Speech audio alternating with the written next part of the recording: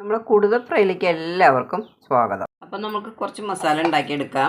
കുറച്ച് ചുവന്നുള്ളി ഇട്ട് കൊടുക്കാം, കുറച്ച് വെളുത്തുള്ളി ഇട്ട് കൊടുക്കാം, ഒരു പച്ചമുളക് ഇട്ട് കൊടുക്കാം, ഒടിച്ചതാണ്, കുറച്ച് ഇഞ്ചി ഇട്ട് കൊടുക്കാം, കുറച്ച് കറിവേപ്പില ഇട്ട് കൊടുക്കാം, കുറച്ച് മുളക് പൊടി ഇട്ട് കൊടുക്കാം, കുറച്ച് മഞ്ഞൾ പൊടി ഇട്ട് കൊടുക്കാം, കുറച്ച് കുരുമുളക് ചേർത്ത് കൊടുക്കാം, നമ്മളൊരു പകുതി നാരങ്ങ പിഴിഞ്ഞൊഴിക്കുന്നുണ്ട്, കുറച്ച് ഉപ്പ് ചേർത്ത് കൊടുക്കാം, ലേശ വെളിച്ചെണ്ണ കൂടെ ഒഴിച്ച് കൊടുക്കാം.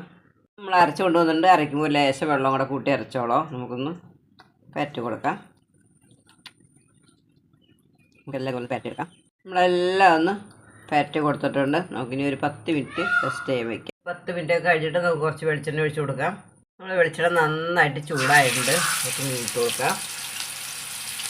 എല്ലാം ഇതുപോലെ ഇട്ട് കൊടുക്കാം. നമ്മൾ മീനെല്ലാം ഇട്ട് കൊടുത്തിട്ടുണ്ട്. നമുക്കിനി കറിവേപ്പില ചേർത്ത് കൊടുക്കാം.